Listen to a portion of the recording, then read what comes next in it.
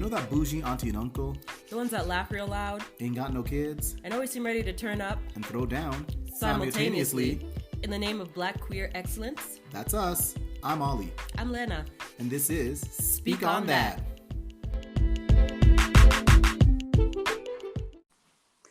Happy birthday to ya. Happy birthday to ya. Happy birthday to ya.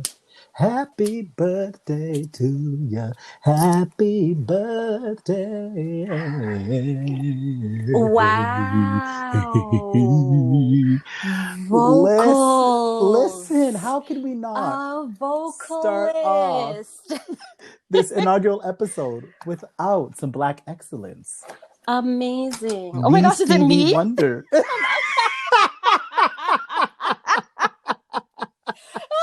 It is you. We are coming off the heels of your birthday, you Leo Queen. Oh, thank you. Yes. How are you feeling? Still in my birthday week, which is just at the beginning of my birthday month. That's right. I'm feeling not older, so that's good. Okay. I love to hear it. I was dancing. Yeah. You can see, but I was dancing. I could feel it. Good. Yeah. I heard some snaps. I was like, okay, yeah. That was my ass clap. We're gonna get into that later. Yeah. But we are here. The inaugural episode of Speak on That. Oh my goodness. Hey. Finally. We did it. It had been obviously, a long time coming. Yeah. It was a matter of odd little not even hiccups per se, but just getting all of this stuff in line to and get like the us energies, to this. The energies, getting our energies to just be energetic. Yes, and mesh at the right levels. Yes, I will say I appreciated that time off. Was it 3 weeks we took? I just appreciate 3 weeks. Yeah, it was just nice because it's it made me realize, number one, how much I missed it. I really do enjoy doing this with you. And there was moments, especially that first Thursday when we didn't record, I was like, what am I doing with my time? I was are you gonna call me or what is the plan then? The whole thing made me anxious. I was just I'm like, okay, how about this week? No, not this week. Okay, we're not ready. Okay. So then what am I should I start my own podcast then? Could you imagine? It made me very anxious because I had built that habit. And well, I mean, once you do it for however, again, I can never remember, it's six or 7 weeks of what we did. Yeah. Your brain just understands this one way of doing, you know, it was weird that I just kind of got this mental, not even mental, it's this muscle memory, I guess, of every Thursday felt okay, and then every Friday was the release, and anyway, I'm glad that we're finally back in it. We got a brand new name. We've got a brand new format. Yes. We've got a brand new, I feel we got the same energy. I mean, yeah. It's us. Yeah. But a few house notes that I want to take care of, pardon me, off the top of this show, is first and foremost, I just wanted to extend a very big thank you to Miss Annalie Wong for her hard work and tireless efforts with our cover art, because we went back and forth and back and forth and back and forth. We are not the easiest people to deal with. But she stuck it out. She stuck it out in her patience. And came through. Child. Yes. So what y'all see on the cover art is all due to a collaborative effort, but this mind and the skill set of the one and only. So thank you, Miss Annalie. Much appreciated. Much appreciated. I got so much love and appreciation for you. Second, is for those of you that are listening right now, this is kind of not even an extension. So I took Ollie and Doll and I rebranded it into this. So there's no need to go and re-rescribe or re-download or, keep rating though. Just keep rating. But when you see the new artwork, it'll be basically the Ollie and All episodes prior to this. So the only thing that I notice is Overcast. If you listen to this podcast on Overcast, which is actually what I listen to podcasts on, the old cover art is still there. So it says Ollie and All, but Speak on That is the title. So I got in touch with them. It just takes a little bit of time. So please be patient. And that is kind of like my house notes. I just want everyone to understand that we are in a full rebrand session. So Speak on That is officially live. Yes. Live and here. Yes. But I guess I'll kind of go through what we kind of want to structure our show to be like and what episodes are going to look like. So basically, every episode is going to feature a topic, and we'll kind of discuss that topic amongst the two of us. It's kind of honestly what we've been doing, but just kind of honing in on a more specific topic. We will have guests along the way, just not on every episode, but if we see fit that we kind of want to, I'd love for this person to be on this topic or that person to be on that topic, whatever it may be, definitely be doing a lot of that. We will be incorporating elements of pop culture in a pop culture roundup segment. So if you listen to the Black Joy is Your Right episode, we did that 5 minutes per topic kind of thing with like a buzzer and everything. So we will do that as our pop culture segment. So we were going to take 3 or 4 pop culture topics of the week, deduce them, do our thing. And then we are going to have our last segment, which is called Speak on That. And we just speak on what we want to speak on. And yeah, that's the format of the show. And I'm very excited. I'm just like, sitting here, like, I'm just like, oh my gosh, we're doing this. Yeah, it's just kind of like, whew, we're really doing it. But like, let's just, I guess this episode, our goal is we want listeners to get to know us. I know we've been in your ears for the last, again, 6 or 7 weeks or so, but for any of the new listeners. Exactly, the new listeners that don't even know us. That's the one thing that I was like, oh my gosh, like people are listening that don't know us. I was like, this could be a great opportunity to get to know us. And even listeners that do know us, there's aspects of us that you don't know yet. So yeah. Or maybe you just know one of us. Yeah, there you go. Exactly. Yeah. So you can get to know us a little bit more. So that's what we're doing in this episode. But first and foremost, like, I wanted to just like unpack with you, like, what do you feel our goal? What do you want our goal with this podcast to be? I would like to be able to talk to more people than myself about the things that go on in my head and all of the things that I ponder on, because I do that a lot. Yeah, but for real, my goal is kind of to start a conversation. Yeah. So like beyond even just this podcast, but I would like us to be able to trigger conversations in other people, in friend groups, in people's relationships, and just kind of make people think about some things that they may not have thought about, or maybe think about something in a different way than they have thought about, and just kind of explore those different ideas. Like I hope this triggers people to do that. Amen. Yeah, couldn't agree more. And I hope that in our conversations, that people feel inspired, I guess, or, empowered maybe is the word, is just to just kind of, as you just said, have these conversations with even us, like if, you see us and we're hanging out and you're like, hey, what you guys said on this episode is interesting. Like, I want to kind of dissect that a little bit more. Like, we love doing that. Like, even when we're together. Biologists of conversation. Okay. Exactly. We will dissect all of it. We'll take apart all the pieces. 1,000%. Yeah, I couldn't agree more. I'm totally with that mission statement. I'm totally with that. What do you love about like doing it, podcasting? So as you may or may not know about me, as you probably know because it was my birthday last week, I am last week. It was literally like 3 days ago. Time is weird. Yeah, I am a Leo. So I like to, again, I like to talk and I like to think about things and I like to spread ideas and I like to spread knowledge and I like to learn things. And when I learn things, I like to talk about the things that I learn about. And so like, I enjoy, and like talking to you is also fantastic. So like, like I enjoy having these conversations with you and being able to like unpack and kind of like pick, not really, I don't want to say pick your brain, but like again, it's like we're very similar, but then we're also very different. Yeah. So it's like, there's a lot of things that like I feel like I'm getting different perspectives. Definitely. When I'm talking to you. And definitely.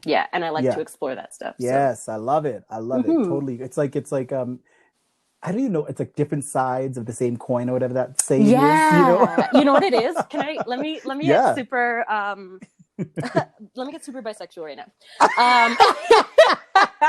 Because apparently that is a bisexual stereotype, that astrology. Anyways, because so the opposite of Leo is Aquarius, okay? And you, my friend, are on Aquarius. Oh, did you not know that? I did not know that. No, that's why we vibe like this. What? Yeah, I've been knowing.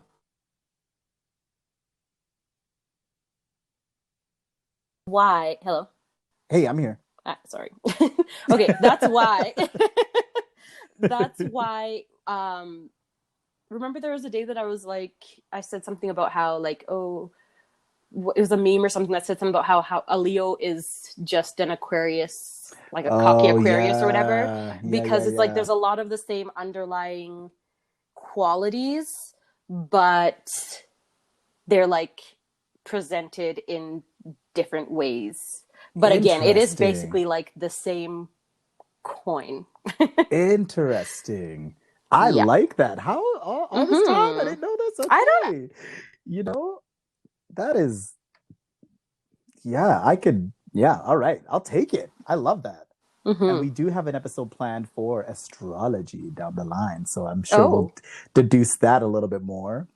And then the third question, that was like who do we want to reach when just in conversation? I guess we kind of answered it with the first question, is we just want to reach, you know, many people, but who, like, I guess for me, I can answer this first, I guess, is like, I really just want to continue to be a beacon and a voice for Black people. Like, I really want to, you know, to continue to have this platform where Black people, obviously we're not a monolith, but for the most part feel heard, represented, and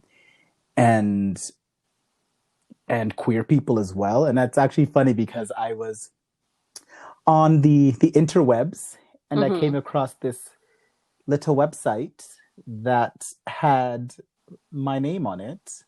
Oh. And it said something along the lines of someone who's fighting for the progression and acceptance of queer Black people. Oh, love it. And I said, I'll take it. Like, I will take that statement about myself and continue to do that. And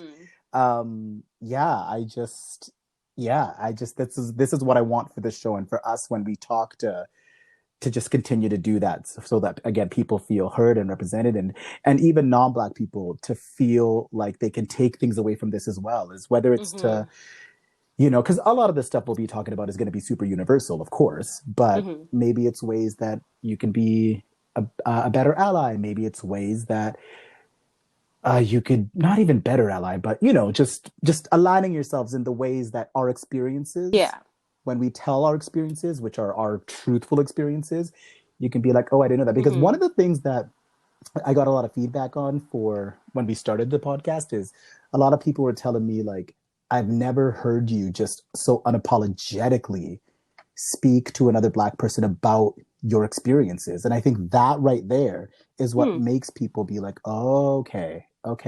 Because you don't understand how much, and for the most part, I know, like, we don't filter, but like in different social settings, you'll kind of like, you know, do a little bit of this too. But it was nice, I think, on the podcast. Or like Exactly. But we don't really do that. We just kind of go in. Because it's a safe space. Exactly. So but do you want anything to add to that? little bit, just a Little little, bit. just a little. I feel like we're also, I mean, it's not like super unique, but I don't think it's something that's like talked about a lot, where we're kind of like in that intersection between being like North American Black and like African Black. So like that is a thing that I think is like, that's a perspective that I feel like needs to be talked about a little bit more, and that you don't really see, like I don't typically see that represented as much as I'd like it to. Absolutely. So here we are. And we're gonna be those people. Mix that with the hey, queerness. woo, you got just a jambalaya. You know, everything's in there. And all of the things. Okay, you don't need no sauces, Jolo.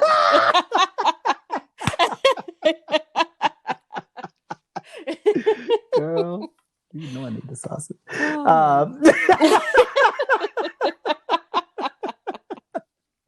Okay. All right, here we go. So, okay, what we're gonna do? We created a little, not game, but a little like a way for the listeners to get to know us. So we're gonna go down. We're gonna come at you guys with 5 pet peeves of each of us. Are gonna do 5 pet peeves, 4 of life's little pleasures, 3 things that inspire us, 2 random or unique fears. Sorry, and then 1 thing we've learned about people most recently. I think when I think about the state of the world we've been in over the past, it's just, I think there's been a lot of reflection that's been forced on everybody. So I just want to I want to know what we've learned in this last 6 months. Has it been 6 months? I don't even know anymore. It's been I think like 6 or 7. Almost, yeah. But yeah, so 5 pet peeves, 4 life's little pleasures, 3 things that inspire us, 2 random or unique fears, and 1 thing we've learned about people most recently. Let's get into it. All right. I'll go first. So my 5 pet peeves are, okay, I cannot stand catty personalities, like people that are like just rude when they have no right to be rude. And like when at first I was like, wow, no, because you're not rude. You're not rude. Like, people that are just catty for the sake of being catty. And I'm like, what are you doing all this for? Like, just be kind. Like, I don't know. Just, it's easier to be nice, is it not? I don't know. Just, and obviously that stems from insecurities in a lot of people, but the catty personalities that comes in a lot of like gays, honestly, I just don't love that. So like, I know sometimes it's all in, all in good fun. I can get down with that. But sometimes it's taken a bit too far. But who are you to be like this? I'm like, anyway, that is one. Another one of my pet peeves, another one of my pet peeves is when people interrupt. Listen, I cannot stand. First of all.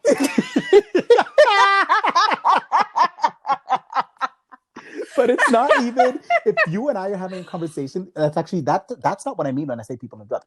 It's if you and I are having a conversation and then somebody comes to me and says, "Oh, hey, Ollie, da da da da da." I'm like, whoa, what makes you feel like what you have to say is more important than what she has to say in this? And listen, I've caught myself doing that. I've caught myself interrupting people when they're in the middle of a conversation and been like, "Oh, that was not cute." Like, that is not it. So I notice it in myself and I try to correct that behavior because I cannot stand it when people do it to me. If it's 2 people talking and whatever, then I'm like, honestly, I can get over it. Like, I don't really care. But it's when you feel like what somebody else has to say is more important than, what you and I are talking about. Yeah. Yeah. I get that. 3rd pet peeve, not liking Beyonce as a personality trait. Oh my gosh. Listen. Oh my God. Like, what is that? Listen. Do you think you're special? Or you don't? I'm not even out here saying you have to like her. You have to. No. Don't come. Don't lie. She's her name is not even that good. No, yes, it is. And you know that it is. Yeah. So like, just because it's not for you doesn't mean that it's not great. Like, and that's that's it. I'm gonna leave that right there. Just because it's not for you does not mean it's not great. But I've had people, I'm not going to leave that right there. I'm not going to leave that right there. I've had people come to me when I am having a nice time in life. I'm minding my business, and they have come up to me just to tell me they don't like her. And listen, again, I know it's wild. So dumb. 5 years ago, I mean, I would go toe to toe. Like, and recently I've just let them have it. I've been like, okay, that's your opinion. You take care. You have a nice life. And I move on. Like, that's growth. See, I'm not at the point where I'll just like let them have it. I'm like, you know what? That is your incorrect opinion and you're entitled to it. So I'm gonna go over here now with people that don't lie to themselves. Because it's like, you cannot deny that she is extremely talented. You cannot deny that. Like, you're literally lying to yourself if you do not. And again, if you cannot admit that. And I'm not saying you have to like love her. I'm just saying not liking her just because for the sake of, because it's avant-garde not to like her is so lame. Because everybody else likes it. You just want to be go against the grain or some shit. Be like a gross individual. You're not special. My fourth pet peeve is when this actually kind of stems to the same thing, but when people don't let people enjoy nice things. Just let people enjoy nice things. Like, yeah. You know, you don't always have to be like, you know, I don't know, like the police being all like, oh, really? Like, that song is like overplayed, or, oh, really? Or, are you really going to have another glass of wine? Yes, I'm going to have another glass of wine. Like, who's policing your wine? Actually, nobody. Ooh, and it shows.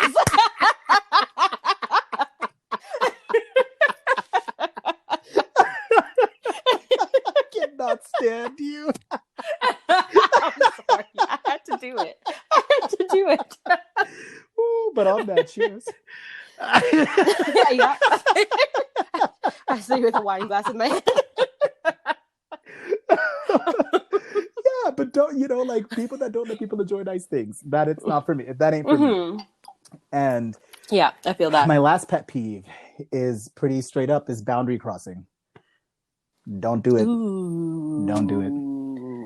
Don't do it. All right, hit me with yours. Okay, well, back to astrology. I am a Virgo rising, and it will show in all of these.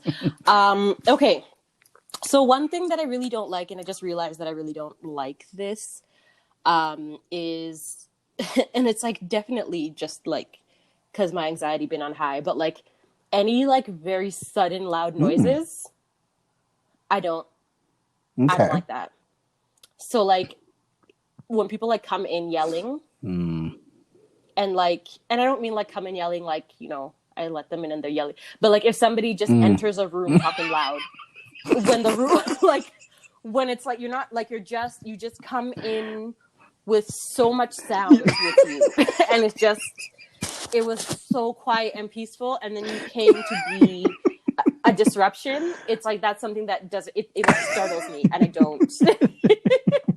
It's like we were on the phone and you saw a bug and you like freaked out a second, and I also freaked out because I was like, it was just a sudden. It was a really quick change, and I wasn't ready, and I was like, I felt unsafe for a second. And this is via FaceTime, by the way. Yeah. Because I could sense your anxiety, and I was like, "Oh my gosh, what is happening?" I too am scared. Ooh. Anyways, so there's that. When people, and this is a thing where I'm like, "Thank you, COVID," but I hate when people stand too close to you and they're talking to you. Like, I hate when people come talk to me and they're like, right, especially like when I don't know you and you're talking and you're like just nose to nose, and I'm like, for what, why? And then someone actually did this to me at Walmart, trying to get me to sign up for a Walmart MasterCard or whatever.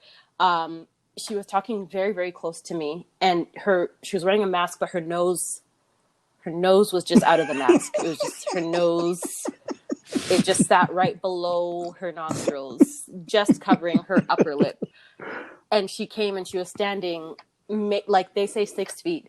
she was standing maybe 2 feet away from me, max.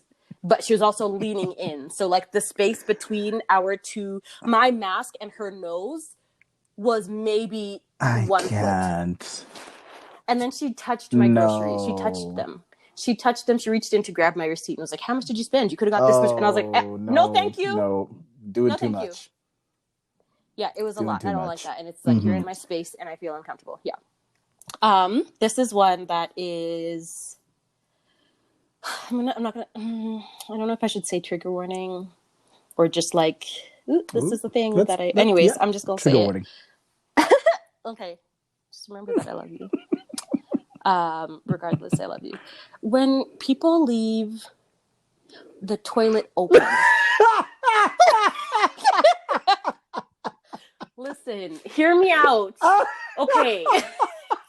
Like, I feel like if you sit, you stand, whatever, however you decide to pee, I feel like at the end of the act, everything goes down. The seat, the lid, all of it goes down. Everything goes down. Because, okay, one, sometimes, like there's bathrooms where it's like when you walk by, you can see the toilet, like the door's open. And like, why do you just want your toilet just looking, just looking at you, mouth open? Yeah. Like, I don't like that.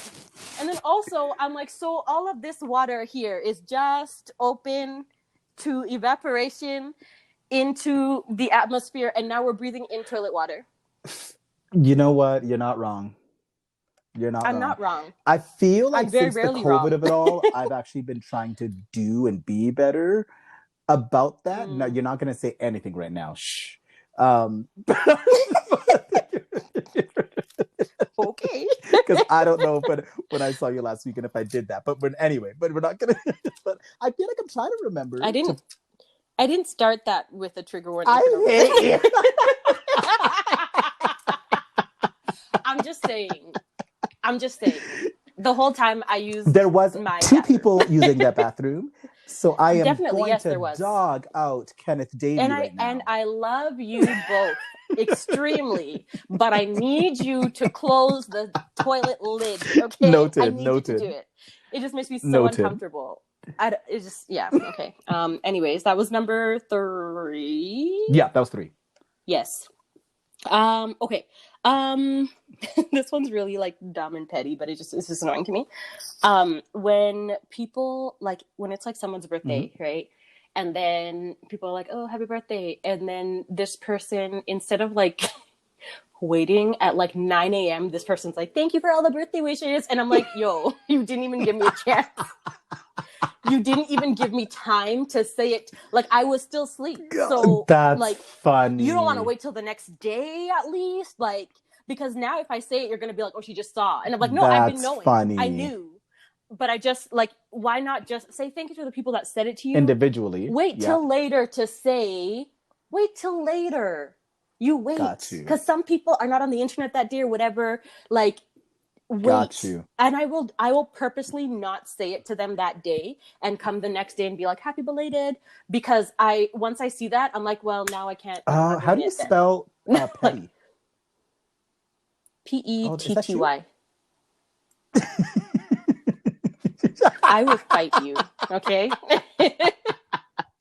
I will come over there and smack you, okay, bro? But like, I'm not. Don't play with me, okay? Oh my god, it's so good. Just call me Nicki Minaj. Because her married name is Petty now. Miss Yes, Petty. Miss Petty. Oh, Miss Petty. We'll wait until the next day. So take notes, people. Yeah, just remember that. It's just like a small thing. Day, Miss Petty. Mm-hmm. And the last one is, this is another one that's very Virgo behavior.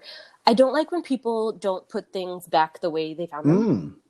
Like when you come into a space and then you like use a thing or move a thing or whatever, and then you just like leave it. Like, for instance, like if I'm sitting at my desk or something, and then someone comes, they're like, "Oh, can I borrow like a highlighter or something?" And I pass them a highlighter, and then they use that highlighter and they leave it like somewhere at the other corner of the desk, and I'm like, "But why not just put it or like even like when people leave cupboards open. So like if you like open the cupboard to get a glass, how you just gonna walk away? Like you know what I mean? Like I feel like it's I call it tornado behavior, where I'm like, you just come in, you love chaos.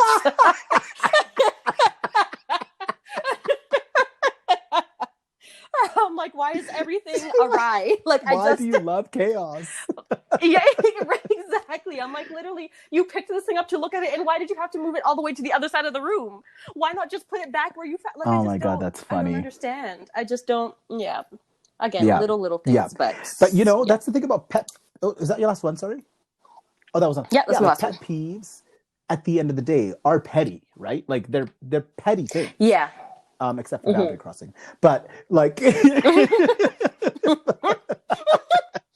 but I feel like it was petty of you to come back to that one, but I'm gonna leave that one alone. I'll keep coming back to that one. Leave that one just right where I found it. You know. Okay, so 4 of life's little pleasures. Do you want to go first on this one? Mm-hmm. Or should I go first because you went last? Okay. Yeah, I want you to go first because. So 4 of my life's little pleasures: wine and conversations. I love. Is that at the same time? Yes. Okay. Like I just love. I love. And you know, I'm going to take it one step further. Wine and conversations beside a fire. Just sign me up. I know that you love that. I know that you love it. I see it in your Instagram story a lot. I feel I love what that it invokes, like, you know, people's emotions and people. Like I love getting real with people. I don't want the surface level. I want to get real. You know, like I want to get down to the nitty gritty. And I just love that, you know, once you lubricate with a little bit of wine, everything is just lubricate. I hate you.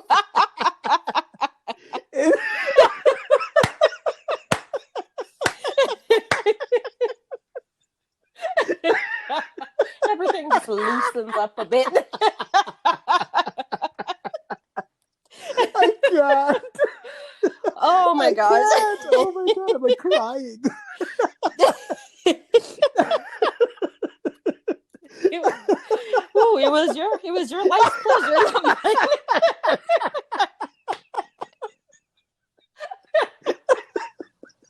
I said it, but you had to take it there. Listen, I had no choice. You left the I really open. did. Oh, but I love it. I love just the energy and that vibe and just that.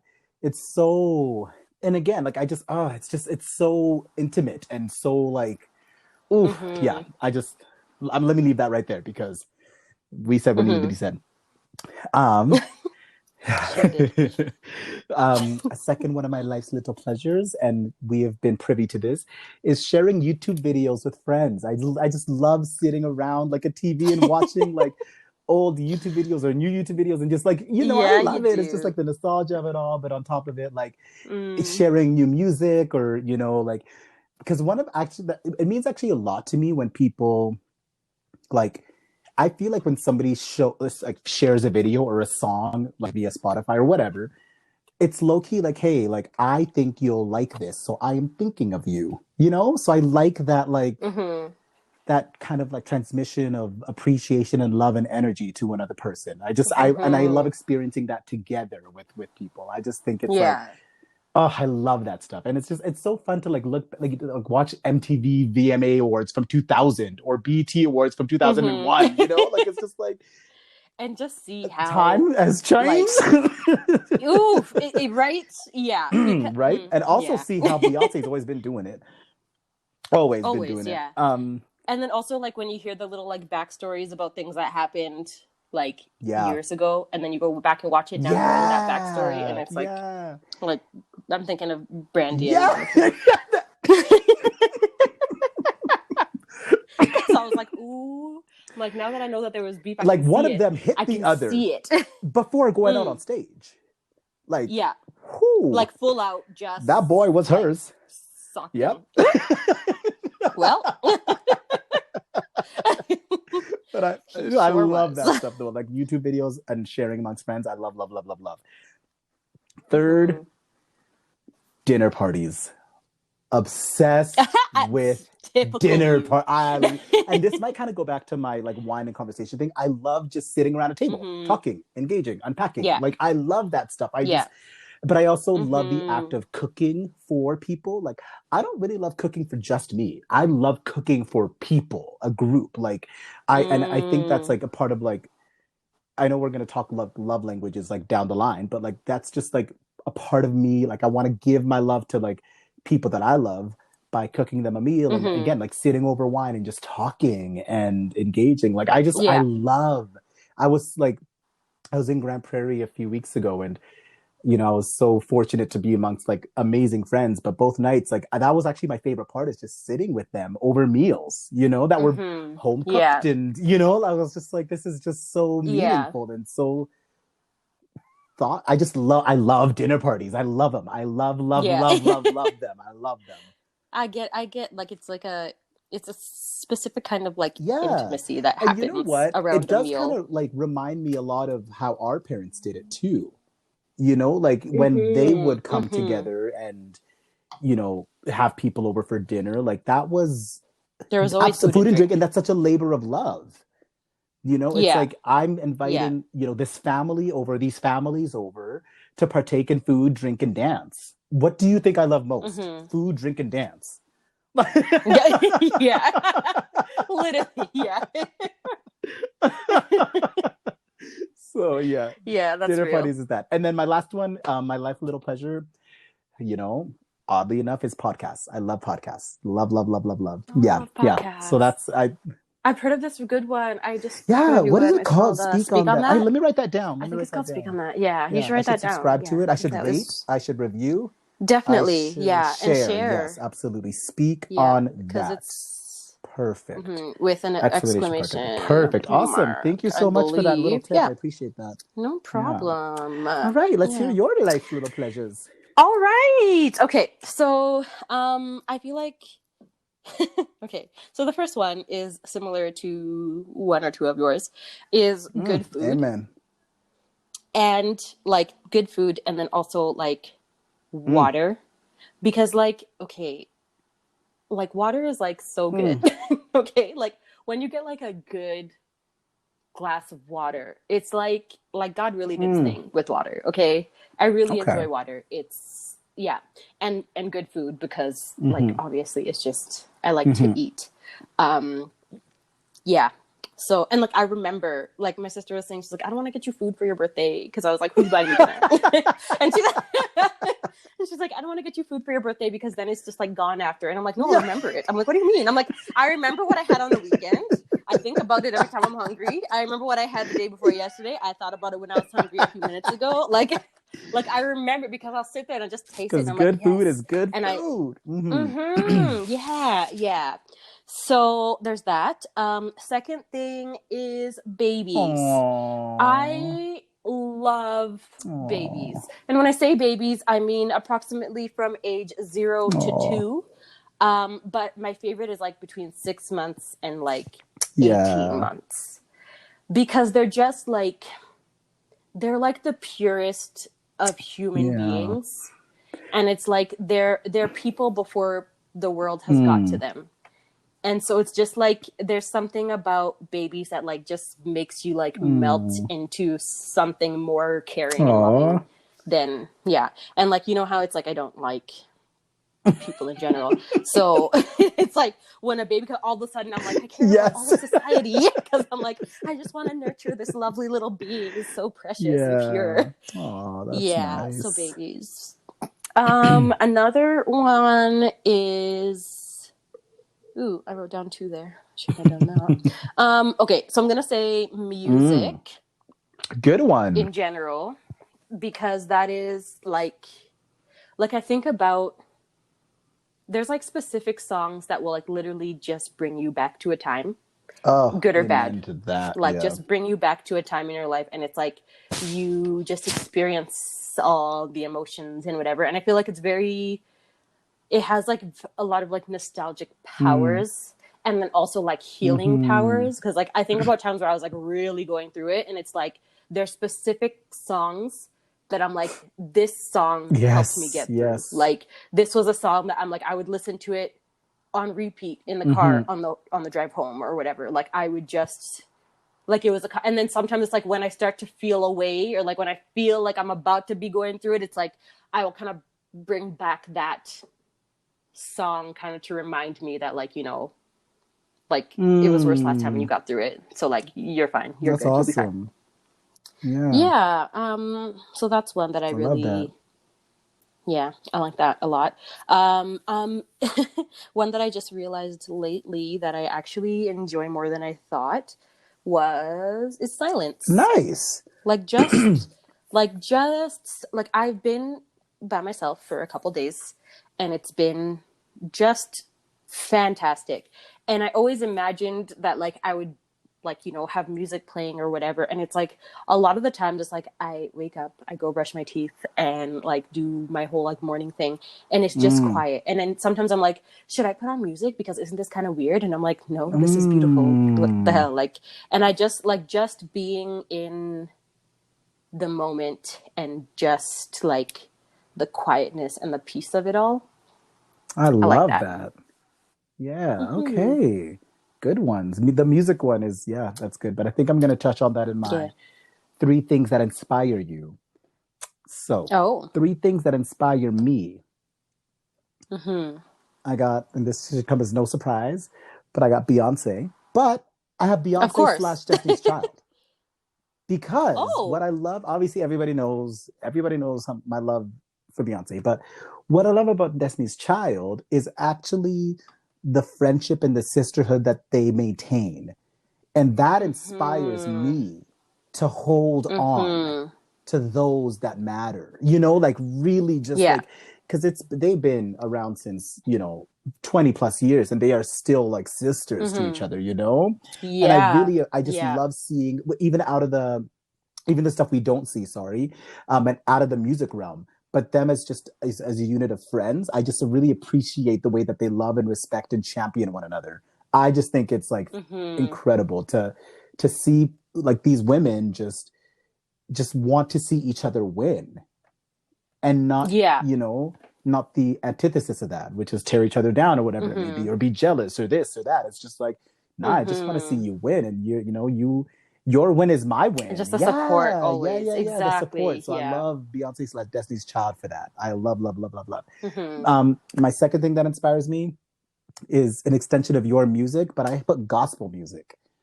Listen. Oh, that's such a good one. Oh my gosh. That's so good. There are times when I'm not even going through things, I just need to listen to gospel to just soothe my soul. But especially when I'm going through every Sunday after the club. Drop it low. You gotta repent for Jesus. For Jesus. Keep the Lord in mind. When you dirty wine, drop it low for Jesus. So I love that type of gospel, but I love like traditional gospel. I'm talking like Yolanda Adams. I'm talking Shirley Caesar. I'm talking, oh my goodness, I'm Donnie McClurkin. Kirk Franklin. Like I just love gospel and the power, because the power it possesses of just this sense of resilience, you know. And a gospel music was born from resilience of slavery. It was like, no, you're going to try to keep us down, but we're going to rise above. And every time I hear gospel music, whether it's in the melodies, whether it's in the instruments, whether it's in the choirs, I feel it in my soul. Like it makes me feel bigger than, you know, like this is what people use to get through the worst things you could imagine. That's just it. That's just it. You know? That's just it. Yeah. And I love it. And then my third thing that inspires me, an extension of that, Black people.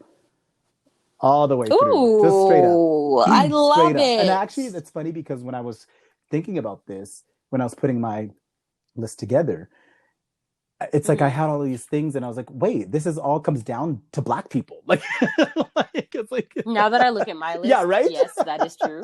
Like Black people, again, the resilience, the tenacity, the joy, the swag, I love Black people walking through these streets every single day. I'm talking, Black people that we see just in our interpersonal lives. I'm talking Black people we see in media. Black people, we are so oppressed. Like, it's just, and to see us thrive in face of that oppression is so inspiring. It's so beautiful. Like, and I know, like,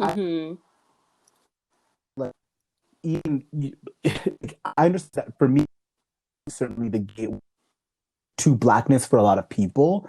And I understand that. And I am a person that, presents with a lot of joy, and I laugh and I smile and I dance and this and that. Now, don't get that twisted with, like, it ain't easy out here for me, right? Like, I'm not saying that I have a hard life. Listen, I'm very grateful for the light that God has given, but I am saying, like, it's I lean on the backs of the ancestors and like, the people that have lifted us up to this point, because I just I love Black people, and again, in the face of everything that they are faced with unfairly, can still thrive. I just think it's so beautiful, as you just said. So yeah, that's what keeps me moving. Yes, Thank you. That. I love that.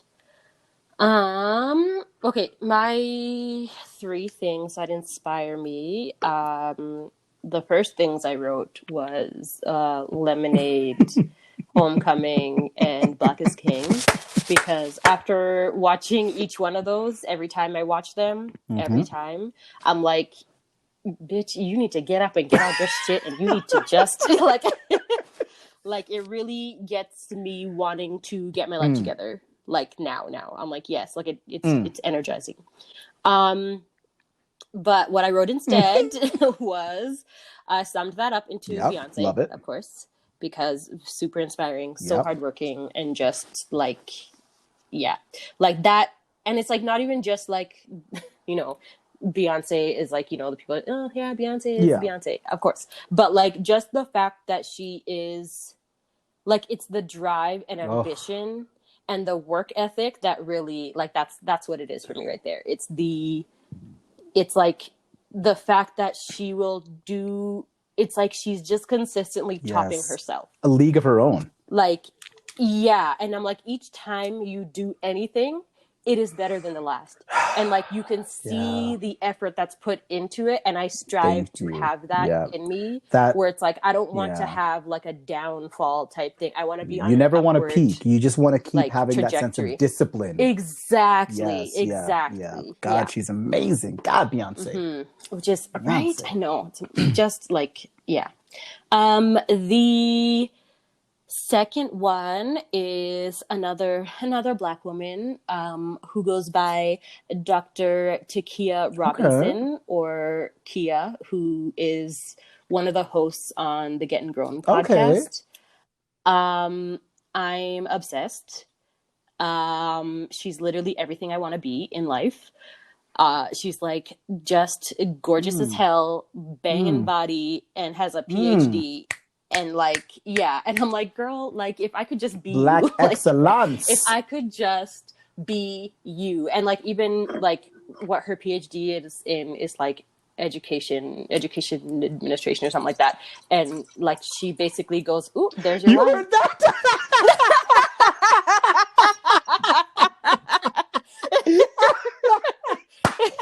Like I said, no one's policing it. Oh my God, that is so funny. I even tried to pull it away from the mic and everything.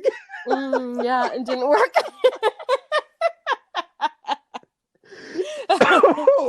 Anyways, carry on. Not. I can't believe you heard that. That's so funny. I was like, let me just lean away from the mic, and okay, perfect, wonderful. Now we know. Now we know. So fill your glass before we even just fill 2 glasses and leave those beside each other just in case. Ooh, but back to Kia. Okay. Enough on me. Kia. So she is like, she works in, like, she is like for the Black community. I love that. Fully. And for like academics and all of that. And it's just, and like all the little like things that she has like started and like communities that she's built, I'm like, ugh, I love it. It just like, I love it. And she's funny. And yeah.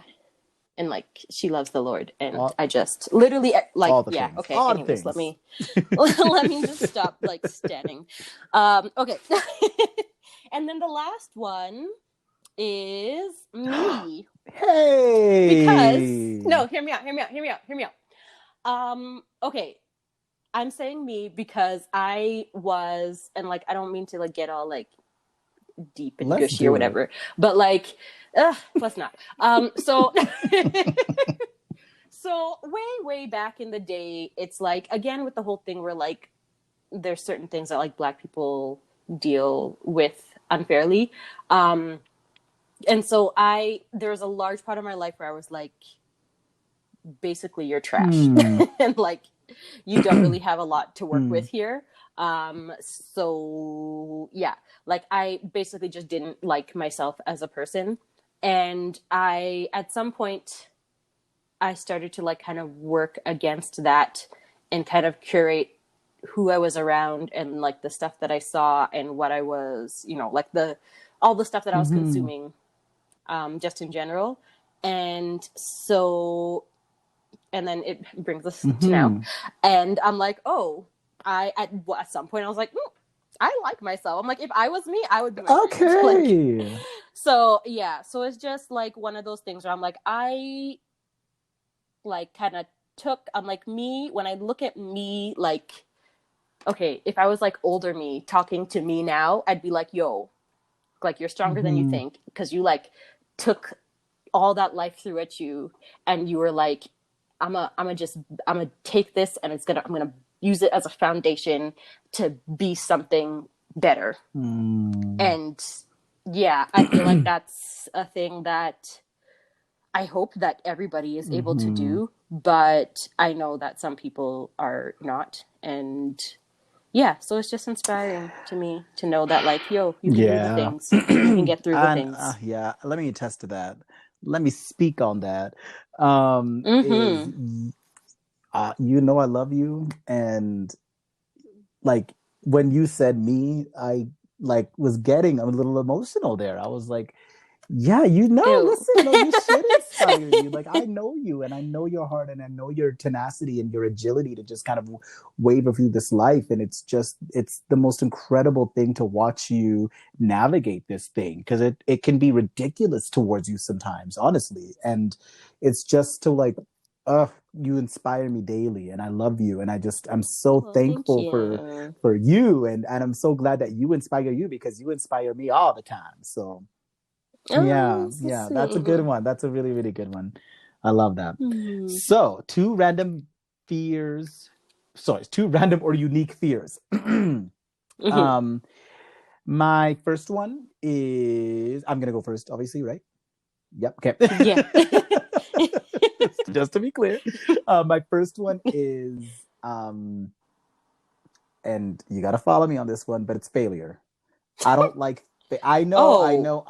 Okay. See, so we're doing like but I'm gonna like try to like blanket statement this in a little bit. You know, like I mean that like wholeheartedly. Like I don't like, and I know failure is important. I know failure is those are teachable moments.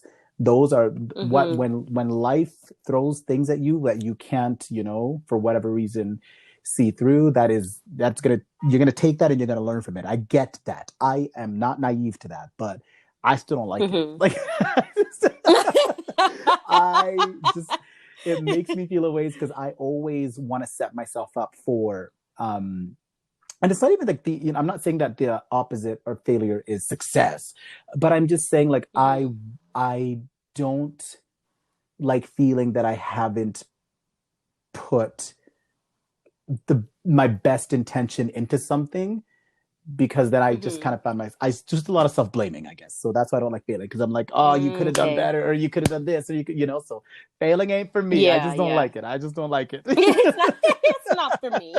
I'd rather not. I'd rather not. Thank you. Yeah. And my second one, cannot handle mice. I'm not doing it. Ooh. I am not doing it. I would rather burn the house down than deal with mice. Yeah, honestly, you can have the house. Yeah, you have the house. That's fine. I am out. Actually, that's 1,000% it. It's all yours. I am not doing this. Yeah. I am not doing this. Mice ain't for me at all. So yeah, that is it. Those are my two fears. Oof, wow. I feel both of those very strongly. Okay, so my first one is moths. And like in general, just things that fly that are like bigger than like my nail, like the nail, like my pinky nail. Okay, anything that flies and is bigger than that, I'm scared. Yeah. Okay, I'm just scared. I learned recently how afraid I was of moths because I'm thinking about it. I'm like, oh my gosh. I was driving one day and there was this is not the first time this happened to me. The first time it happened to me, I was driving a garbage truck. Like I was way back when I worked like physical labor jobs. I was driving like a big ass garbage truck and there was 3 moths in it, and I was like, I will kill everyone. I'm going to kill, like, literally they'll be like, why did you crash this car into 17 or this truck into 17 other cars? And I'd be like, there's 3 moths. Like, what did you expect me to do? I said what I said. Because there was 3 moths. Yeah, there was 3. I don't know what you're not understanding here.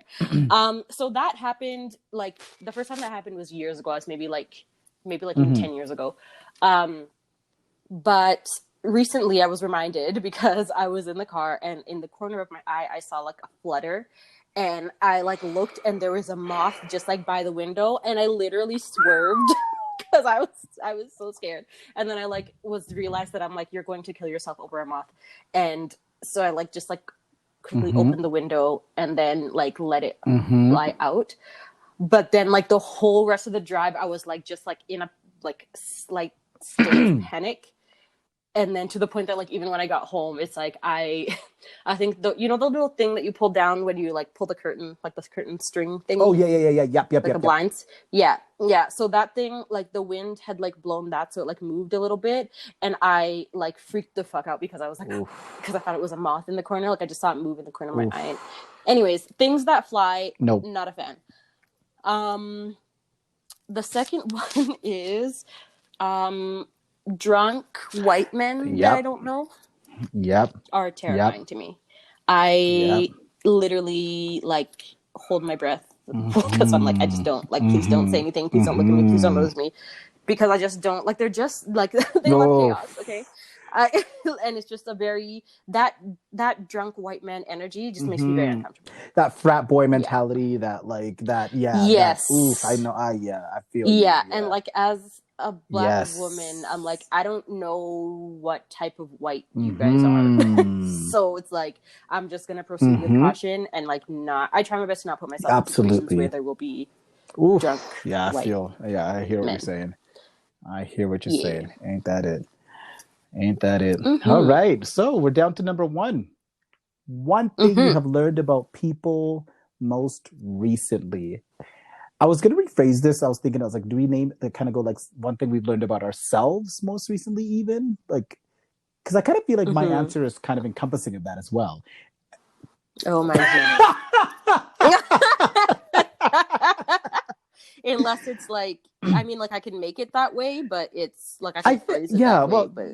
hear mine, and then you tell me if you think it's So something I've learned about people most recently is like, honestly, this one was hard for me to deduce to just one, because I feel like I learned so much about people in the midst of the current state of the world, like from COVID to the Black Lives Matter uprising to honestly even starting this podcast.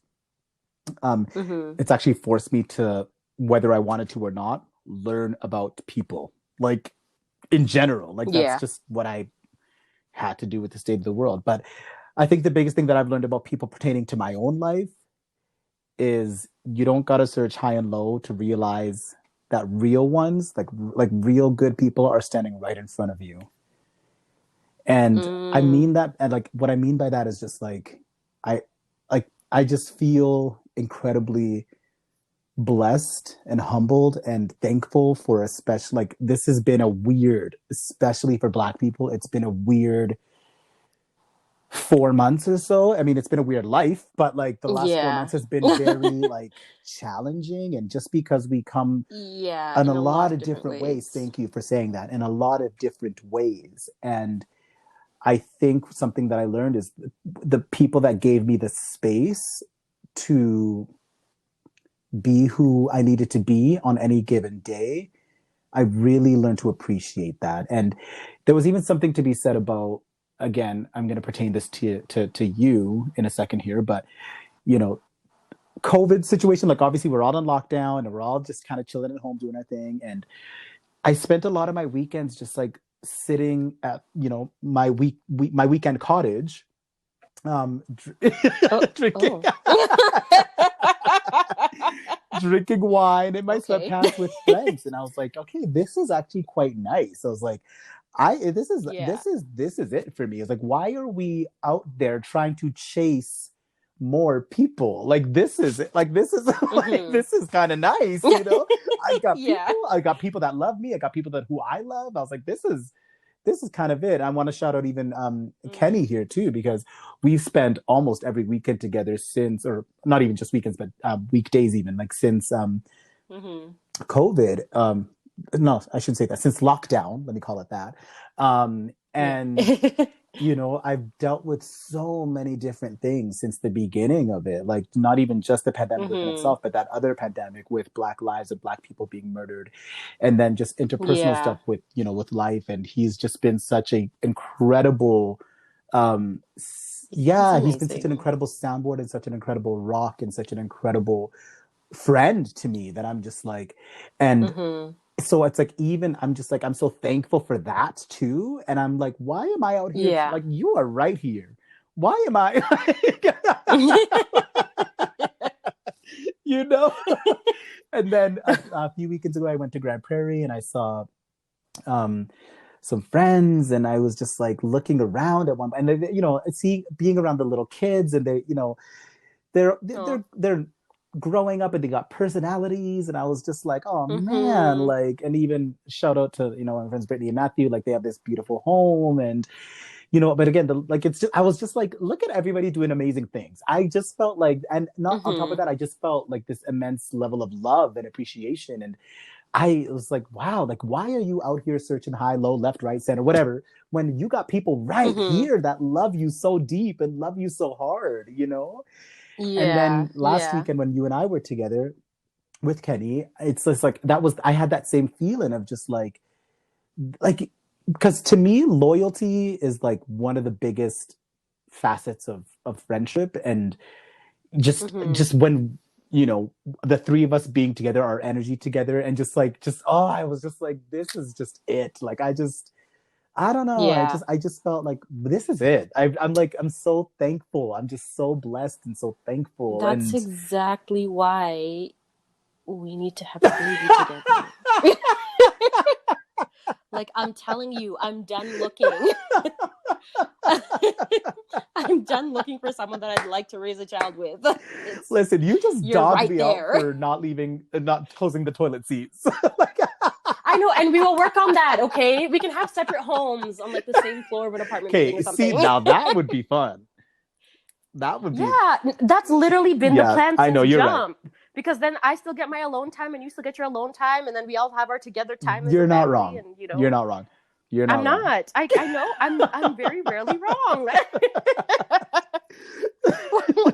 Clara always says, she's like, I'm never wrong. Sometimes off, but never wrong. And I'm like, yeah, and I believe it's hereditary.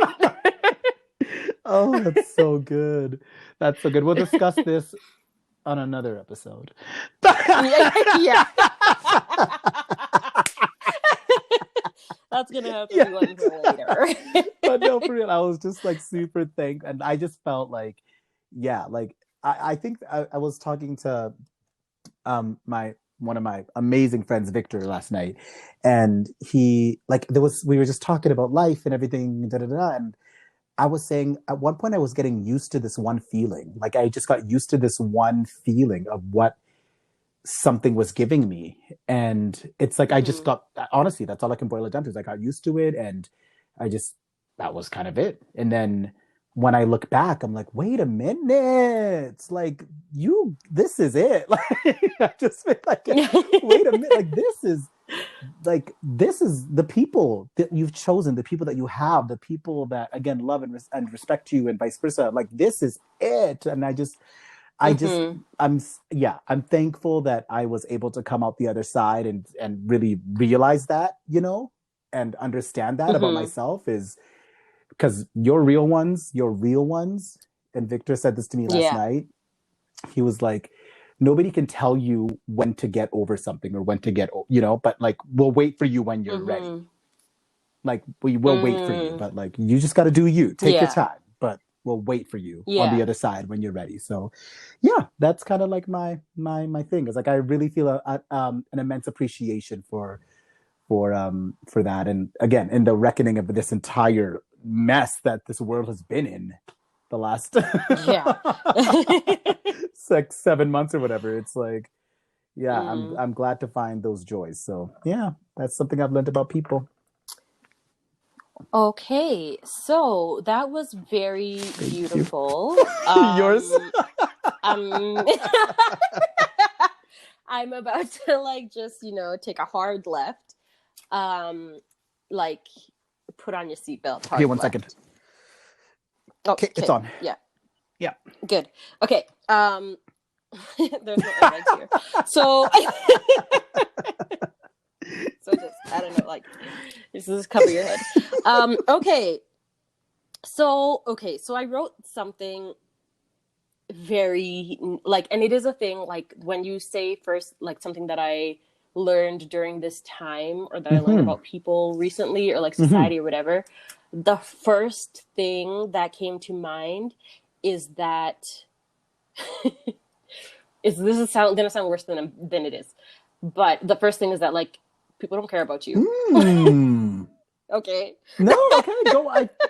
Literally the opposite. Yeah. No. This is interesting. But okay, hear me out though. Different sides of the same coin or whatever. Yeah. Let's hear it.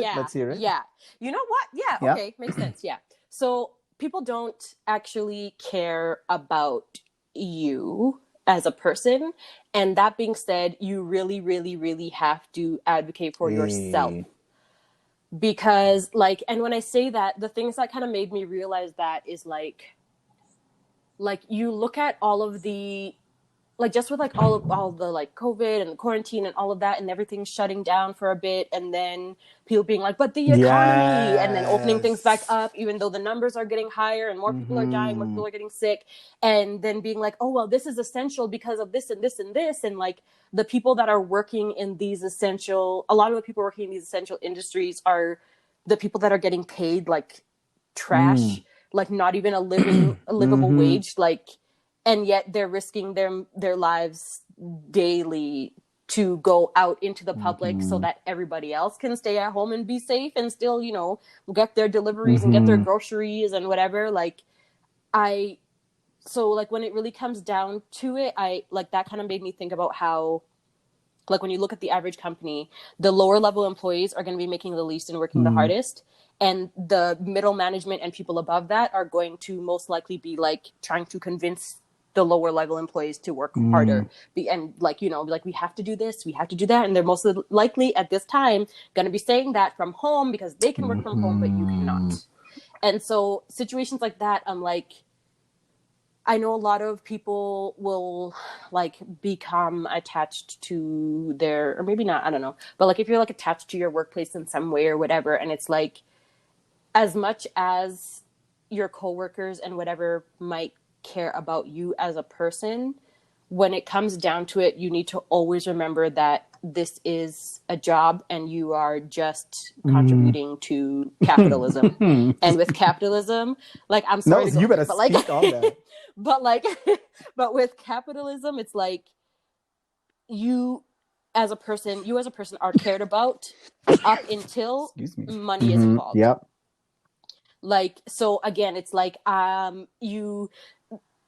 before the proper precautions are that you should take are known, before you have all the equipment needed to take the proper precautions, you like people are, you're like, oh, just they're telling you to bank on the fact that like, oh well, you know, the numbers are low-ish, so it's, you should be like, it's not, the likelihood is not, you know what I mean? Like, I feel like I've seen a lot of that in a lot of different industries where there's just a lot of like sugarcoating of the situation from middle management to like lower level employees or like entry level employees, and it's like, it's just like one of those, and then they're like, oh, we're gonna just open up everything because the economy is suffering, and I'm like, but people though, like human beings, the economy can be recovered because the economy never dies. What does die is people, and the economy can't exist without people existing in the economy. So saying that, oh, the economy is like is messed up, so we have to reopen everything, even though people are getting sick, even though people are dying, even though people are not, like, we don't have this under control, tells me that you care more about the money than you do the people. And in order for you to care more about the money than you do the people, you're either like brainwashed by capitalists completely, or you are at the top ranks of capitalism where like you're not the one that's risking yourself. It's other people that are risking themselves so that you can continue your comfy life. Listen. Yeah. You listen.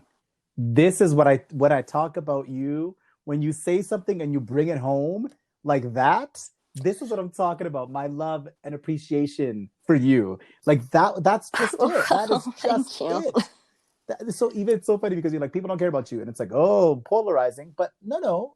You brought it home. You brought it home with like, you have to advocate for yourself. And let's bring it to race. Black people, you have to advocate for yourself. Exactly. You have to advocate for yourself because nobody else is going to do it for you. Unfortunately not. Unfortunately not. I mean, maybe you might find not even going to say that. You have to. You just have to do it for yourself. you have to do it for yourself. Yeah. And that's the thing. Like, even with, I remember us on one of the episodes talking about how like doctors will treat Black patients different than they treat white patients, and it's like, in those situations you have to advocate for yourself. You like do everything you can to get the care that you deserve, to get a real exactly. And if exactly. Serena because Williams in the end, has to do that, Serena Williams, one of the most powerful athletes of all time, has to advocate for herself. Listen, we all have to. So it's like, we do, because if they didn't care about Serena Williams, then they didn't care about you. That's Who's it. gonna care about you? That's just it. No one but your mama. Like, you really have to look out for yourselves, and like, don't sacrifice yourself for this system because the system doesn't care about you. That's the big thing that's the main thing. My main takeaway is like, remember that you need to take care of you first, because they don't care. Nobody else cares. You have to make sure you're doing it for yourself. I love it. That's straight up. Okay. Yeah. I love it. We did the thing. We did. So why don't we take a break and we'll come back with a little bit of speak on that. Hey, all right. We'll be right back, y'all. Bye.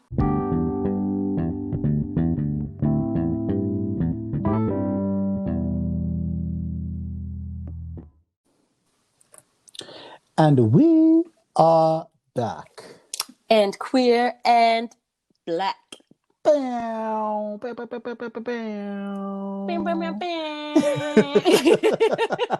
love it. Never gets old. Tell me why I almost said queer and back. It's like I can low-key hear your brain moving. The wheels are just they're turning, you know. But we're back, y'all. We are, what we're gonna do right now. So we are gonna do a pop culture roundup, and typically in future episodes we'll dedicate more than one topic, but we're gonna have 5 minutes on the clock. We have 5 minutes to dissect each topic and kind of, let's call it unpack each topic. The fun twist around this is Lenah will never know what the topics are. So she's always surprised as to what they're going to be. But today we're only going to do one, just so y'all can get used to the vibe of the show, or like the flow of the show. And and then we're going to go to speak on that. But you feel ready? Oh yeah. Feel ready? All right. So let me set this up. So last Friday, two notorious femcs released a song and a video called W.A.P. Okay. WAP. WAP. And do you know what that stands for? Is it What's Another Place? No, it's White as Privileged. That's what it stands for. Yes. Okay. No, so Cardi B, Megan Thee Stallion released a video / song, or song and video last Friday, and it has sparked this weird outrage. So weird. We have watched the video many times between the two of us and just together and separately and whatnot, just appreciating, the art form that it was. But apparently people aren't for it. But we're going to take 5 minutes. I'm going to put a timer on the clock. And starting in 3. Oh, wait, who's going first? You go first. I want to hear your thoughts on, I just want to hear your thoughts on the video. I want to hear your thoughts on the critiques, the ridiculous critiques that it's receiving. Obviously, my opinion, but we'll just kind of deduce it together. So, feel good? Yeah. 3, 2, 1. Time starts now. Okay, love the video. Many, many beautiful women doing beautiful things with their beautiful bodies. Don't know why Kylie Jenner was there. I mean, Cardi B. Listen. Cardi B explained why, and I'm like, yeah, okay, sure. But I personally just feel like she seemed a little bit out of place. Like when I saw her, I was kind of like, okay. Normani though. Normani. Okay. Yeah, listen. Normani. Love her. Oh my goodness. That being said, people's weird ass reactions to it, it's annoying because I'm like, why? So for so many reasons, because I'm like, why are you mad that women are talking about their own bodies? But when other people talk about women's bodies, you say nothing. You're quiet, you're silent, you say nothing. You have nothing to say about it. When other people talking about what they want to do, how they want to beat that pussy up or whatever, you are silent. No one says anything. And then women come and they take control of their own wet ass pussies. And y'all, now you mad? Like, I don't understand. So what you're saying is you don't want us to have control over our own bodies. What you're saying is you're uncomfortable with us when we liberate our own bodies and our own sexual organs and whatever. And when we feel like we're not allowed to feel sexual and like sex because that makes you a hoe or whatever.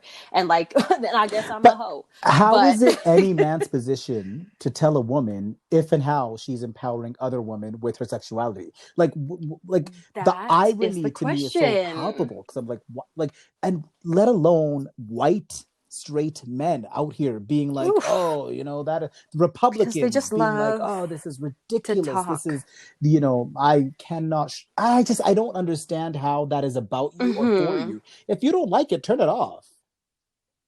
They're mad because they like their dicks got hard and they're like, me being turned on by a black woman. Unacceptable. But yeah, it makes no sense, right? I totally agree with you there, but it's like you have these two women at this incredible part of their respective careers doing what they've been doing. Like this is not new ground for Cardi B. Nothing about it surprised me. That's what I'm saying. Not a single thing. There was nothing that I hadn't already seen them do or wear or what. Dirty. I was like, cool. Like I didn't think moving so on. either. And then to hear all of this reaction to it, I was just like, really? Like just. I was actually very shocked. I was like, oh, again, but as you said at the top of this, like this is a reclamation of women reclaiming, the narrative, their bodies, their sexuality. Like, what's the issue there? Ooh, I think I know what it is. I think I just had a thought. I think that so right now, both Cardi B and Megan Thee Stallion are kind of more in mainstream culture than most other rappers in the past have been, especially female rappers. So like Cardi B, like people know her, like she is known. Right. She's a household name in white households. So when white people see that, which is nothing new to us, but because like this is the two cultures have meshed in a long time, so they're kind of like they get weirded out by seeing that liberation, because they're like, what we're supposed to be is these quiet little demure women that are like very fragile and actually have sex only on Wednesday nights and like Is it Wednesday to me? But you know what I mean? Yeah. Like they're like, I don't want, because like we've all seen this, and for some reason they've been like, I feel like they try to shield themselves and like their kids and all that from like everything. And I'm like, the thing is, your kids already see this. There's nothing. This is but nothing the new. thing is, when it comes from a male new. perspective, Lil Wayne was out here telling people, because lick him by the lollipop. Lil Wayne. Lil John. Yeah, is saying, okay. you know, whatever. Like, this is not new. Like, the Yin Yang Twins and that Whisper song. What's her face? Kaya. My back. Come like on. that. Listen, like, this is not new, but it's just when it comes from women, it's so polarizing and it's so like, it gets all of this weird attention. But like, again, because they don't like women being like, they just don't like that. Like, I feel like that makes a lot of white Republican men and that type of man, it makes them very uncomfortable. It's the same way as like when guys get uncomfortable when you like come on to them too hard and they're like, oh, you must be a hoe. And it's like, what do you like? Yeah, you know what I mean? Like, it's just no, I just know what I want. They're like, I'm supposed to be the sexual one here. You're supposed to, you know, play like you don't want it until I give it to you. Do you think? Oh, I knew it. I was watching the clock and I was I thought we had lots of time. All right. Well. Oh no. All right. Well, I'm gonna keep that for next week. You're not. I just want to know what you were gonna say, but it's fine. Because this is what gets us in trouble: is we go over the 5 minutes every time. I know. We need to be better. Self-control. But yeah, let's just leave it at, you know, WAP. It's a bop. Oh, I didn't even try that. That wasn't even on purpose. WAP is a bop. That stays on top. That makes your booty pop. And all y'all that don't like it, y'all are flops. So yeah. But yeah, I'm really here for women and Black women just really just reclaiming that narrative, and it's so vital because it's ours to begin with. It's ours. It's like anyways, let's leave it at that. All right, so with that being said, typically we would take a break right now, but I think we can just kind of keep it moving and smooth into the Speak on That segment. Should we do that? Let's do it. So now we are at the Speak on That segment of the show where each of us are going to take a topic and speak on what we want to speak on. It can be anything from music to film to life to whatever. It could be literally... With the examples that you've been coming up with lately, that you're going to be like anything from like cheese, to cheese, to birds, to fireplaces. Fireplaces. Whatever you want to speak on, I want to hear it. That's what I'm trying to tell you. Do you want to go first? Or do you want me to go first? Oh, I go first. Okay. Just because that's what we've been doing. All right, so my speak on that. So I'm gonna speak on, and this should come as no surprise, but I'm gonna speak on. Do it! Oh my gosh. Black is King. Yes. Whew. Speak on that. Listen, Beyonce, how are you doing? What you did with this film, what you did with this music, is you took African music, incorporated it into a Lion King film.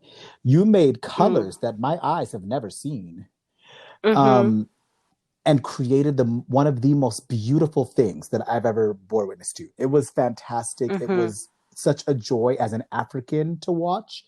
It was, I just have such a resounding respect and admiration for the dedication that her and Parkwood put into that. I am like, I've always been a fan, but I always find new reasons to continue to be a fan. Yes. I felt, this is the thing, I think we've said this on a previous episode, but I felt Beyonce makes me so proud. So before it's like, I'm so proud to be Black, but now I'm so proud to be African. Like, it's just like, she just like instilled that much more. And what she did with every visual, with every song, with the story of it all. She took the Lion King and reimagined the Lion King. There's a lot of facets of it that I'm still trying to like unpack as I watch it, because I'm like, I kind of low-key feel like she placed herself in the role of Mufasa. Like she was like, I am the one. I am the stars. She's the king. She's the king. Yeah. And that play on gender is amazing to me. You know, like it's because she is king. Like she is like listen, yeah. Listen, we've talked about this, you know, before, but brown skinned girl. I wept. Okay. Just for young Black girls to watch this video, to see, and she says at the top of that video, we were beautiful before they knew what beauty was. Sorry. Yeah. Oh yeah. Like this is what art is meant to do, is to transcend, to make me, it's to make people feel seen and heard and appreciated, because I am done with Black people feeling less than. Yeah. This what she did made, it was just so powerful and so beautiful, and it made me just I'm so and this will stand the test of time. I really do believe this is the sort of art that will stand the test of time. We will continue to revisit this, similar as we revisit Lemonade a lot. Like we will revisit this as a monumental piece of art. And I'm so I'm just, Black is king is king. So that's what I speak. That's what I want to speak on. So thank you for letting me speak on that. Speak on that. Okay. Love it. Love it, obviously. So just to kind of like set the tone of the two of us again for the second time, I'm also going to speak a little bit on Black is King, but more from a like negative standpoint. I love you. Okay, so this is the thing. This is what, because I thought about, I'm like, hey, I'm like, even when I was like, I don't know what I want to speak on, and I'm like, obviously, like obviously. But the thing is, my thought directly after that was, the Black diaspora. Speak on that. Okay, speak on that. So, I think that Black is King did a really good job of bringing in Black people from all corners of the world, basically. Again, mostly Africa and North America. But I feel like some of those artists live in the UK, though. That's right. Yeah. But anyways, not sure about that. But anyways, the point is, I feel like there was a connection made between North American Black people and continental African Black people. And I think that's a beautiful thing. My complaint is not for Beyonce, obviously. My complaint is, and something that I've spoken about before, and it's just like, I see this pop up every once in a while when things like this happen. And it's so frustrating and like heartbreaking for me, where there'll be this tension between different types of Black people. Like there'll be like Black Americans will feel a way about Black Africans, and Africans will feel a way about Black Americans, and like all of that, like that tension there, where like people are like, oh, it's cultural appropriation, or like, oh, she's capitalizing off of our culture or whatever. Because I like, when you really think about, and I'm saying this again, I'm saying this as an African, like born here, grew up here. Like I'm saying this as someone who, like, I have like secondhand accounts of like the depth of my culture to some extent, because you know I've been out there. But like my mom's like, you go experience this village. Same. Yeah. So like when I think about, one of the things that I think about in African culture that is just, I feel like in our DNA basically, is being loving and like welcoming. That is one thing that I thought was like just something that was across Black people as a whole, where like we will welcome people.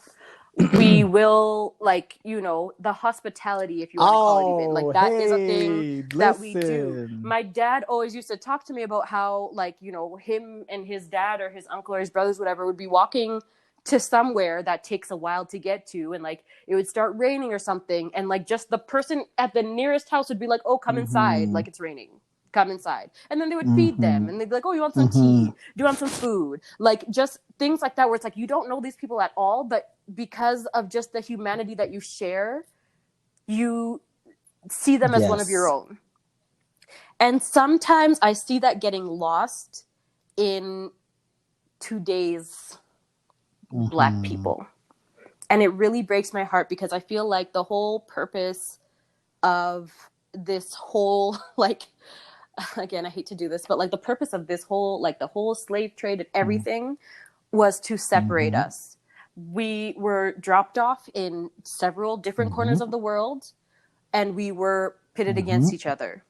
So for us to continue with what white supremacy was trying to get us to do is disgusting to me.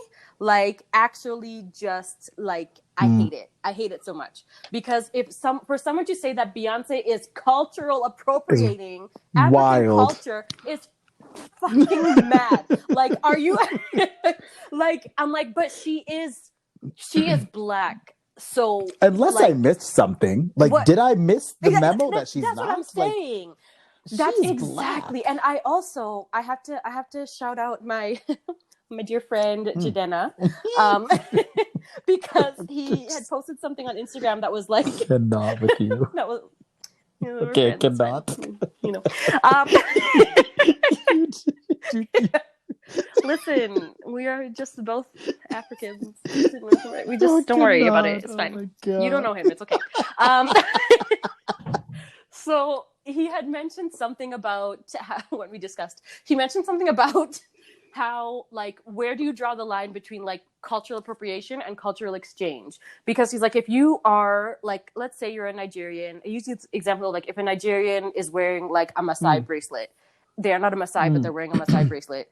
Is that cultural appropriation or is that cultural exchange? Because, like, he's not, like, again, still very much a Nigerian person. But, like, again, when you look at each culture in Africa, it's like, there's so many different cultures and tribes, like, beside, like, there's already, like, well, I think it's like 52 countries. And within each of those countries, there are tribes.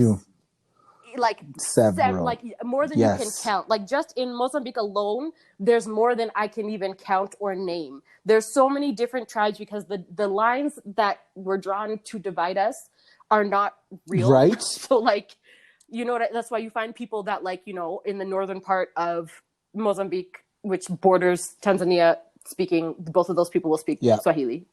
Because, you know what I mean? Like, they have that. Do you know how many tribes are in Nigeria? 300. Too many. 300. Really? Damn. 300. And this is what I'm saying. And that's one country. That's one country. There's 51 others. So, like 51 other countries. So we're talking thousands and thousands of tribes. And they were split up in ways that did not make sense to the tribes. And then they were spread apart across the world. So the amount of mixing and meshing and blending that has happened, I don't think it's fair for Africans to look at Black Americans and say that they're cultural appropriating African culture. Because from what I know about Africans and what I believe deep down in my African soul is that we are an accepting people. And for the people that don't know anymore, like their lineage was cut off, they can't trace it far back enough to know exactly where they're from, you are welcome to the continent. Like, you are welcome to wherever you resonate with. That's kind of the way that I see it, where I'm like, if you resonate with this African culture, you go ahead and just, you know, you do that respectfully, and you know what I mean? Go right into it, represent, whatever. But I don't understand that, like, disconnect and the like idea that like one type of Black is better than the other or what, like that really irks my soul. And I think as Black people, we need to do better and we need to come together as a people. Every other race has that. Absolutely. Every other race has that. You don't see people from like different, like, I don't know, maybe you do. No, I don't think you do. Yeah, no. Like Chinatown is Chinatown, okay? You don't see like people being like, oh, Chinatown, no, because they're from the northern parts of, like, it's not that like deep. It's like in the end, they're like, we are all of Chinese heritage and we are all living in this stolen land. Absolutely. So like, how does us fighting against each other help anyone except white supremacy? It. And it does not. Weakest links here, we've said this time and time again, and I'm just gonna speak up on a speak on that. Speak. The weakest links here are going to be straight cis Black men. Okay, y'all have to do better, because what's happening because listen, what Beyonce did was phenomenal. But if Drake would have done that, it would have been like, oh my God, this is amazing. This is incredible. Drake did do that. And Drake did a worse job of it when he made a song with Wizkid, and people, all these little like white girls, oh my gosh, I love Caribbean music. And I'm like, this is the thing. Because you can see that he didn't delve deep into it the same way that when Beyonce a Black did. There's no question about what culture that was. We dissect it to a point of critique that it's not even fair anymore. But this is that level of misogyny and sexism that exists in the world that we need to dismantle. But the top of all of that is white supremacy, you know. And we can't. Again, I've said this before. We cannot do this alone. You know. And this is not even like, you know, we're not out here being like Beyonce's. Of course, we love Beyonce, but like I just really want to see equality. I just want to see equal opportunity. That's what it comes down to for me, because what Beyonce did, as you were just saying, it's like, why, like, for Black people to be out here, and it's mainly, I feel like it's mainly in the States, to be all like, oh, well, she's appropriating and she's this and she's that. It's like, listen, that is not the point here. You are missing the point if that's what you're honing in on. How do you appropriate that you a culture that you are a part of, fully a part of, that you have like actual genetic connection literally to. And also it's like, if you think that by doing this Beyonce is appropriating whichever African culture people think she's appropriating, then by that logic, that means that I too am appropriating like certain Nigerian cultures. When I dance to certain Nigerian music, when I dance to South African music, I'm appropriating that culture as well. And that I'm not, though. Do you understand how I'm not? Like, nobody is saying those things to me. That has never been something that has been said to me, because people look at me, they're like, she's Black, she's an African, she's dancing to African music. Clap for her. That's it. End of story. Like, exactly. Like, I'm not, it's not every time I perform I'm dancing to Mozambican music. Most of the time I'm not, unfortunately. But like, you know, listen, it's because like, you know, like the South Africans got that baseline, and it's just but it's cool. No, I love that's what I wanted to speak on. Thank you for speaking on that, because that is today. Me and I feel like we're gonna keep that ongoing, because it is far from done. There's a lot to still unpack there and learn about. But for now, let's just put a pin in it, and thank y'all for listening and engaging with us on this first episode of Speak on That. Before we go, let's you know, I really want to take a moment to encourage people to rate, review, subscribe if you have not already. This is certainly the way that new people find the show, get involved in the conversation. We also, very exciting, have an Instagram page now. Yes. So you can find us on Instagram. Go check that out. At Speak on That. Speak on That. Thank you. Oh, I thought we were going to say it together. So I did what you did at the beginning of this, where I'm like, my wheels were turning, but I was like, So yes, it didn't turn all the way. Just but speak on that pod on Instagram. Same on Twitter as well. Speak on that pod. We really want to remain engaged with people and just hear your feedback, topics you want to hear us talk about. Just everything along those lines, and your thoughts on the topics that we have talked about. Yes. Because we love perspectives, and we need perspectives because we just be talking. And what if somebody's like, actually, what you said was kind of left? But and then we'll address that. Yeah, we'll own it. Not that we ever say anything that because we're always. I mean, because we're usually that's the thing. We're always either right or coming from both sides, or we are wrong with our chest. So I'll own it. I'll own it if I'm like. No, absolutely, yeah. There's problematic behavior that I have, and I will like. I'm not dealing with it this year. I keep saying that. It's just not this. This is not the year for that. There's other things I'm working on. I apologize if it's trash for you, but with that being said, is there anything you want to leave on? Yes, rate, subscribe, share, rate 5 stars. Don't just rate 5. Rate nothing less than 4. If I made you upset a little bit, just one time, just maybe 4, but don't hold my I don't want a 4. my I want a pessimism 5. ass. No, don't hold my pessimistic ass against anything that Ali has said, because again, we will look at the same thing from different angles, but in the end, give us 5 stars. I don't just do it. It's fine. It doesn't take time. It's not that hard. Just do it. Yeah, Apple Podcasts, and we appreciate it. To just hit that 5-star button, hit that 5-star button, hit that 5. It's right there. It's just right there. It's right peer there, pressure, right there. It's so easy. That's what the cool kids are doing. That's what the cool kids are doing. Exactly.